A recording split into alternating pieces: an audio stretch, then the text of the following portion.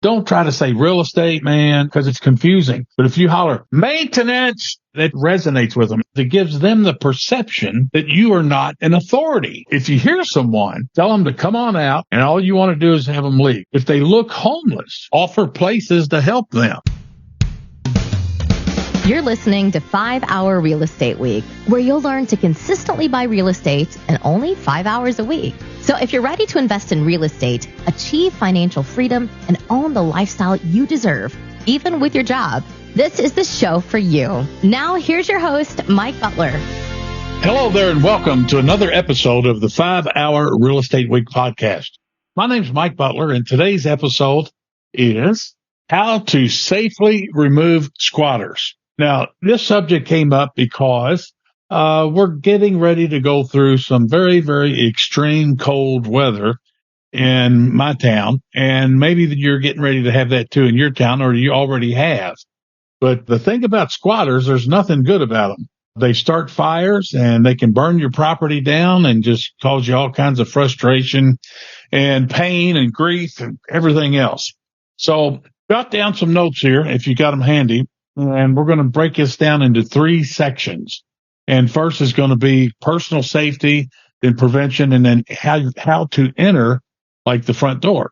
So you're going to like this. And I'm going to combine my experience plus my law enforcement background, being a retired police detective here in Louisville, Kentucky. And so all of these things combined hopefully will get you some good results, and prevention is where it's at. So let's get into rule number 1. Rule number 1. Personal safety before entering. This, my friends, is a must, okay?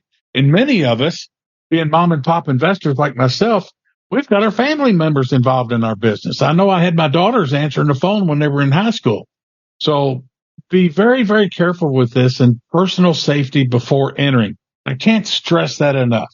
There's not one piece of property on this planet anywhere that is worth seeing a family member, a loved one of your employees or staff getting hurt or worse from squatters. Okay, so personal safety is first. Here's some tools. I went on a Google machine earlier before I got on here, and you can get an ink pen video camera. That's right. It's an ink pen video camera that you can clip in your pocket, and it has a video camera with audio that records everywhere you go. Go to Google machine, get it for $17 and make that mandatory. You're going to turn it on when you start to walk up to the property there. I also recommend clip on a big badge. So you don't have to get something super fancy made up. But if you ever gone to like a conference seminar and they got those things hanging around your neck, and it's got about a 3x6, 5 or 4x6 card, and it might have your name, where you're from, blah, blah, blah. Well, see if you can't round up one of them plastic badge holders like that, and make sure it has a clip so you can just clip it on your jacket, your shirt, whatever, and put it on that bright lime green paper that it looks like it's got batteries in it. And just real simple. Just put video recording in progress. Nothing fancy, no logos or anything, just video recording in progress. You clip that on your shirt, okay? Don't cover up your ink pen, though, your recorder, but put it on the other side of your shirt or your jacket or what have you. And all it says is video recording in progress, so that'll announce loudly in case you bump into somebody, okay? The other thing is pepper spray, and that's pretty expensive, but I tell you what, I like the wasp and hornet spray just as well. And it'll go 30 feet. So you can be like Dog the Bounty Hunter on there. A very bright LED flashlight. And they also make, and I know women's going to say I'm nuts, but they also make these little headlamps that you strap on your head, and looks like a little miniature miner's cap or something. So, if you feel comfortable wearing that, but get a very bright flashlight. What I'm trying to do is to have these tools to where you got your hands free. That's the goal.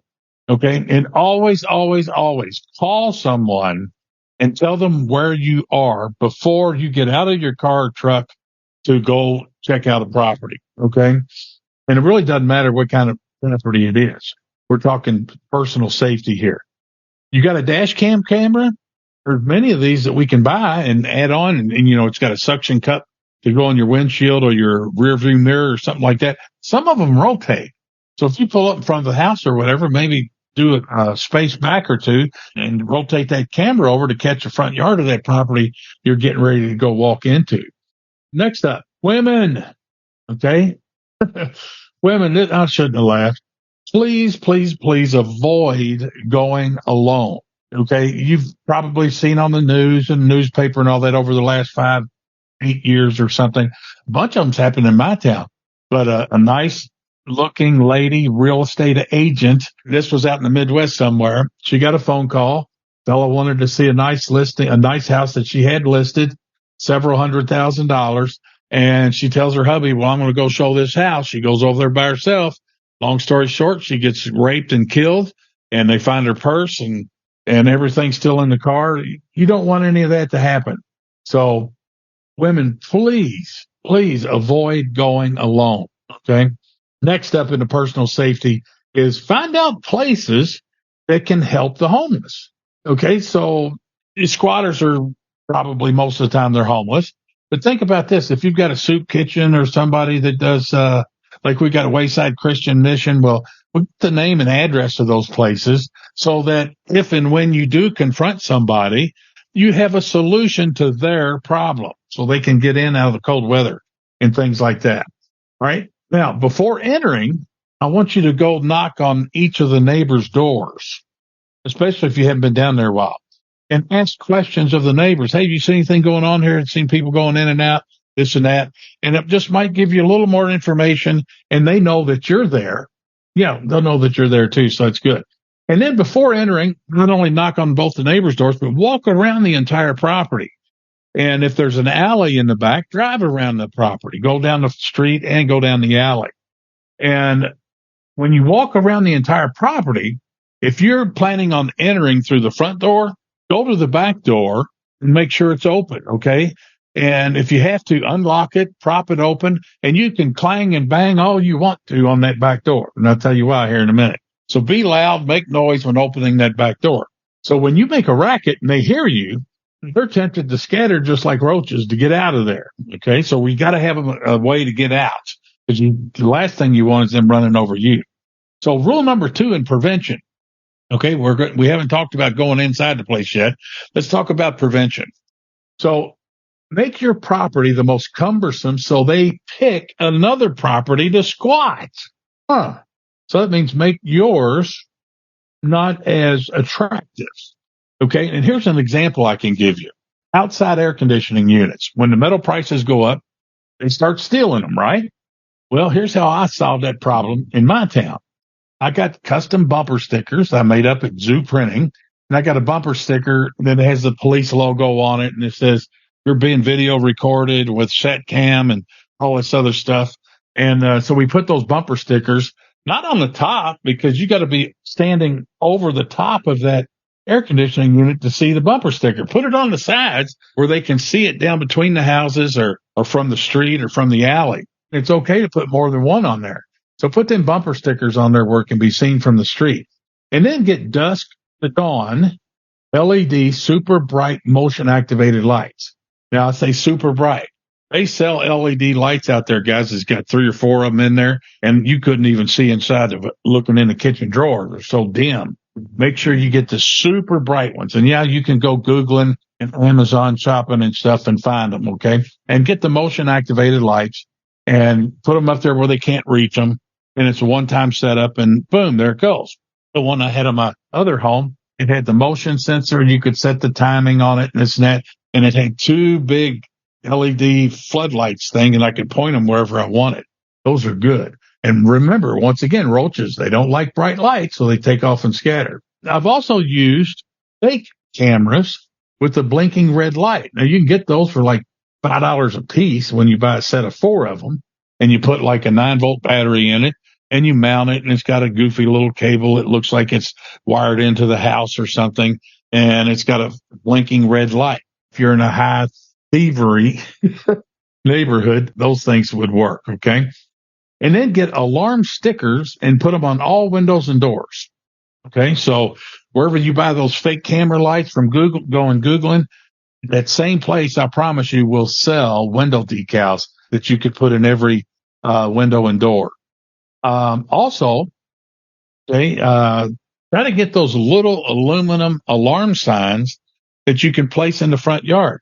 ADT has them, Simply Safe has them, Care has them, and you could probably go online somewhere and buy that. But if you stick it in the front yard, okay, I promise you, squatters, they would rather pick an empty house that does not have an alarm system than one that does. So the next up, you could do on these air conditioning units. Yeah, you could do cages, but they cost about $300 a piece. And here's the sad part.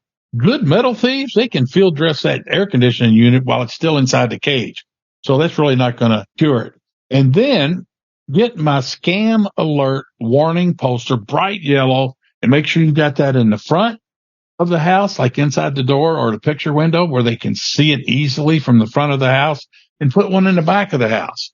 Now you can use those and that will help with squatters as well. Now, another thing as far as prevention goes, you're going to ask, but Mike, what about a real alarm system? Well, the only one that I have found that's pretty daggone effective is the Simply Safe. Now they cost about $300 for a system, but all you need is electric power, and you can hide the power thing or wherever up in the attic or in a closet somewhere. And you can put whatever kind of sensors you want, motion sensor, glass breakage. You could go on, but the system, and you can get cameras with it too. The system costs around $300. You can set it up within an hour. And what I like about it is it's $15 a month, uses like a dedicated cell phone line. So even if you have the electric turned off, okay, you don't have to pay for internet connection and all that garbage. And it's portable. You can take this Simply Safe and just use it on your turnovers or rehabs as you have them on different properties. So that's prevention. Now, next up, entering the front door. Okay. Well, one more thing I want to put on prevention is you can call your local police department, and it depends on what town you're in and the attitude of the politicians and the police department and stuff. But if you live in a place where taxpayers are number one, well, then you can call the police department and tell them, hey, I've got a house over here that I'm working on, rehabbing. Could you guys check on it? And it's vacant, and I don't want to get my cabinet stolen or materials or things like that. And I know that when I was a policeman, of course, it's been a long time ago, they would call them house checks. Okay, so we got house checks, people going on vacation, people going to be gone for a while, in the hospital, funerals, whatever. So bring that up to the police department, and you might get lucky, and they'll check on your property for you. That would be good. Now, lastly, the third part. Now you're going to enter the property. Okay, always try to do it with the front door. So before you go in, turn on your ink pen video recorder in your shirt pocket so it records everything. Don't hold that ink pen thing in your hand. You've got too much to hold already. You're going to see what happens. Now, if you've got pepper spray, when you enter the front door, I recommend to have that pepper spray in your hand with your thumb or finger or whatever on the trigger ready to go. And if you don't have pepper spray, well, then use that wasp and hornet spray. That thing will shoot 30 feet. You can feel like Dog the Bounty Hunter. You probably get a holster for it too. All right. And when you walk in the front door, okay, what should you say? Well, if you're not police, don't holler police. Okay. But don't try to say real estate lady, real estate man, anything like that, because it's confusing. But if you holler maintenance, they know what that is. Okay, that works. Okay, and I've tried researching different phrases or words, but if you say maintenance, man, that just resonates with them. And here's why it helps you. Here's how it helps you. Yeah, you could holler something else, but this works great because it gives them the perception that you are not an authority. You're not authority. You're just like one of them in their mind. So you're not a cop. You're not the owner. You're not somebody who's pissed at them. You're just hollering maintenance. And then they won't have a tendency to attack you or feel like they're going to get violated or something like that. So if you hear someone after hollering maintenance, tell them to come on out, and all you want to do is have them leave. You're just maintenance. I just want you to leave. If they look homeless, offer places to help them, because now they won't get an attitude towards you. If you act like a jerk to them, which we want to, that's our tendency. Well, guess what's going to happen? You're not sitting down there in that property 24 hours a day. If you act like a jerk and treat them like one, well, they're going to come back and trash your place. That's how they get revenge. Okay. So they won't necessarily steal something. They'll bust out all the windows and damage your cabinets and all that kind of stuff. So want to make sure that you have your property clear. I want you to check everywhere. Rooms, closets, basements, look under the stairs. Okay. If you have an upstairs, look upstairs, look in the closets. If you got those things that go into the attic, a little knee wall or something, look in there. But once you clear, secure the property, lock all the doors front and back, and now you're safely inside and you can do your thing, whether it's taking pictures, measuring for materials, whatever. Okay. Or waiting for somebody to show up to do a showing. But those are some things that can help you stay safe and your family members and your staff, and especially during this extreme cold weather. So our next episode that we're going to get on is Inspections Made Simple. You're going to like that one. And to get all of this and more, okay, you can get it at mikebutler.com. To watch, listen to the previous episodes I mentioned earlier, you can go to 5hourrealestateweek.com. It's got a whole list of them there. And if you're getting started, just go to episodes 1 through 10. It's like a mini course on how to get started in real estate. And as I do every time, I need your help. Okay. Here's how you can help me. If you like what you're learning, please click the follow button or the subscribe button somewhere and share my podcast with your fellow investors. And also buy my #1 bestseller book, Landlording on Autopilot. It's on Amazon. And you can sign up for my free Power Lunch investor trainings. They happen every Tuesday at noon at mikebutler.com. Adios. See you on the next one. Bye-bye. Glad you joined us for another episode of 5 Hour Real Estate Week. The best thing you can do now is put this information to action. To help you get started, Mike created a free resource for you called How to Buy 50 Houses a Year, Even with Your Job. Download it now by going to mikebutler.com/50 houses. And we'll see you on the next episode.